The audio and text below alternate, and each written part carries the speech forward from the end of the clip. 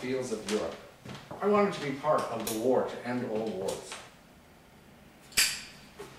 But in the meantime, I attended classes at the Chicago Institute of Art, worked at the Ozell Company, and drew patriotic sketches for the high school paper. And then when school let out that summer, I started working at the Chicago Post Office, where I escaped an untimely end when the building was bombed. Have you ever heard of such a thing? A government building, no less. Anyway, in the summer of 1918, I was 16, too young to join the military. And then when I heard when the Red Cross Ambulance Corps accepted 17-year-olds, I lied about my age, joined, and began training. All the same, I almost missed my chance when I came down with influenza in an epidemic that killed about 20 million people worldwide that year. And then the war ended. But the Red Cross Ambulance Corps still needed 50 more men, and I was the 50th selected. I was on my way to France. For the next year, I drove an ambulance, chauffeured officers, played poker, started smoking, and wrote letters. I made money with another young man by painting helmets with camouflage colors, banging them up to look battle-scarred, and then selling them to Americans in search of realistic souvenirs over there. Over there. Over there, over there, send the word over there, that the Yanks are coming, the drums rum-tumming everywhere, so prepare, so beware, send the word to beware, we'll be over, we're coming over, and we won't come back till it's over there. And that's just what we did. We didn't come home till it was over there. Can't help but sing that song when you think back to those days. That's a great song. Well, when I returned home from France in the fall of 1919, I was determined to become an artist. I moved back into my family's home in Kansas City with my brother Roy and Herbert and Herbert's family, and I tried unsuccessfully to get a job as an artist at the Kansas City Star. And then Roy got me a position as an apprentice at a local commercial art studio, drawing horses, cows, and bags of feed for farm equipment catalogs. But unfortunately, right before Christmas, there wasn't enough work to keep me on the payroll, and I was laid off. So I and another laid-off artist, Iwerks, and you all know first name is spelled U-B, his last name I-W-E-R-K-S. Well, and I, we decided to start our own commercial art studio, and we called it Iwerks Disney. You know, because the other way around, it sounded like an eyeglass company. Disney Iwerks. Doesn't that sound like an eyeglass company? Well, anyway, Iwerks Disney had one big client right off the bat. The father of my old friend, Walt Pfeiffer, hired us to work on the United Leather Workers Journal. But unfortunately, business wasn't good. But then, I got an offer to work at the Kansas City Slide Company making animated commercials. I took the job, and a few months later, joined me. Well, you know, at this time, cartoon making was in its infancy. Even the best, like Crazy Cat or the Cats and Jabber Kids, they were jerky, repetitive black and white efforts based on popular newspaper comic strips. But the public was still intrigued and amazed by this new form of entertainment. You see, I wanted to improve the look of animation that was being used at the time. I read books about it, and I discovered how the leading New York animators worked. And I started making my own cartoons. I agreed to pay my father $5 a month to rent the family's garage as a studio. See, at the time, Kansas City theaters, they rented their cartoons from East Coast animators. Now, I decided I could compete with them by making my own with a local twist. And I successfully sold this idea to the Newman Theater and began making my own Newman Laughograms. I was in the cartoon business. Excuse me. Hey, Lucille! Lucille! Lucille?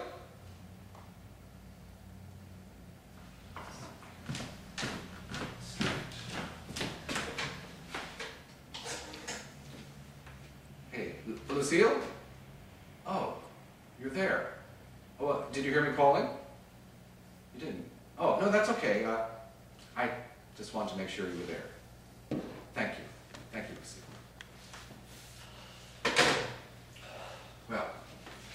Well, at this time, my family, they returned to Kansas City, but they wouldn't be there for long. In 1921, Herbert, my sister Ruth, and my parents, they all moved to Portland, Oregon. And then Roy, he came down with tuberculosis and went to a hospital in Arizona. All alone, I found a place in a rooming house and threw myself entirely into cartooning, bringing in several unpaid apprentices. I raised some money from investors, I quit my job, and I incorporated my tiny company called Laugh-O-Gram Films. And then I made a deal to sell a series of fairy tale cartoons, and I agreed to accept $100 down payment. But after 6 months of work, my client claimed bankruptcy. Ugh, I never saw another penny. Despite desperate efforts to make money, I couldn't pay the rent, so I moved into the Laugh-O-Gram office. My workers left me. I barely had enough money to feed myself. And then I got $500 for a dental hygiene film, and I poured all the money from that into a new effort called Alice's Wonderland, a combination of a real actual little girl and a menagerie of animated characters. But before Alice could be completed, I had to declare bankruptcy. With the unfinished film in hand, I sold my camera, and with the money from that, I purchased a train ticket to California, here I come, leaving where I started from, where towers of flowers bloom in the sun. Each morning at dawning, birdies singing, everything a sun-kissed miss said, don't be late, that's why I can hardly wait. Open up that golden gate, California, here I come. Did I just sing again? Sorry about that. Anyway, when I arrived in Hollywood, I got a job as an extra in a Western. But it rained the day my scene was to be filmed, and the studio replaced me. That was the end of my career as an actor. So I turned to my one real skill, animation. I set up a tiny studio in my Uncle Robert's garage. I wrote to M.J. Winkler, a film distributor, announcing that I was establishing a studio in Los Angeles for the purpose of producing a new and novel series of cartoons. Well, the studio, of course, was a garage, and my new and novel series was my half-finished Alice's Wonderland cartoons from Kansas City. Well, M.J. Winkler bought half a dozen cartoons from me, and I was off and running. You know, I knew I didn't have a sterling record running the financial side of things, so I convinced my brother Roy to join me in California as a partner in my business. And that may have been the best single decision of my career. And Roy's never been sick ever since then. Anyway, I was now free to let my imagination run wild, while Roy made sure we both had enough money to eat. In 1923, we launched the Disney Brothers studio with money Roy had saved, money borrowed from Uncle Robert, and money my parents contributed, and for which they had to mortgage their house in Portland. We bought a used camera, we set up a tiny studio in the back of a real estate office, we moved into a one-room apartment together, and we hired a couple of art assistants. And it was at this time that I fell in love. This can't be love because I feel so well. No sobs, no sorrows, no sighs. This can't be love, I get no dizzy spell. My head is not in the sky. My heart does not stand still, just feel it beat. This is too sweet to be love. This can't be love because I feel so well. But still I love to look in your eyes. I guess this is the kind of day when you can't open your mouth without a song just jumping right out of it. You know, one of the art assistants we hired was a woman named Lillian Marie Bounds. And her last name is spelled B-O-U-N-D-S. Anyway, every night I would drive Lillian and the other assistant home in a used pickup truck that Roy and I had bought. You know, I always dropped the other woman off first, even though Lillian lived closer and couldn't be dropped off first. I loved listening to Lillian's tales of her life as the youngest of 10 children of a blacksmith. After a while, we began taking long drives, talking all the time. But I never accepted her invitation to meet her family. Well, not until I had saved up enough money to buy a new suit was I willing to be introduced. And then Roy and I, meanwhile, we were getting sick and tired of each other as roommates. And in 1925, Roy asked his longtime girlfriend, Edna Francis, to marry him. And soon after, on June 13th of that same year, Lily, Do you need some more? No, fine. Okay. Well, Lily and I, that same year in 1925, we got married. You know, Lily, as I have always called her, quickly came to understand that she wasn't the only love in my life. You know, we'd be out together having a pleasant evening with friends or family, and inevitably I would announce, I've just got one little thing I want to do at the studio. Next thing Lily would know, she was being awakened on the office couch in the middle of the night. I'd been working for hours, and it was finally time to go home. Sorry about that, Lily. Anyway, you know, the Alice series, it was pretty successful. But then M.J. Winkler decided to turn over her company to her husband, Charlie Mintz. And Mintz, he was a tough customer.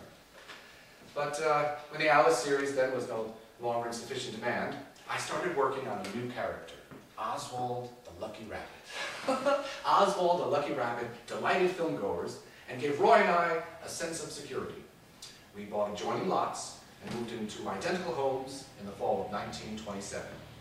And around Thanksgiving, I decided I wanted a puppy.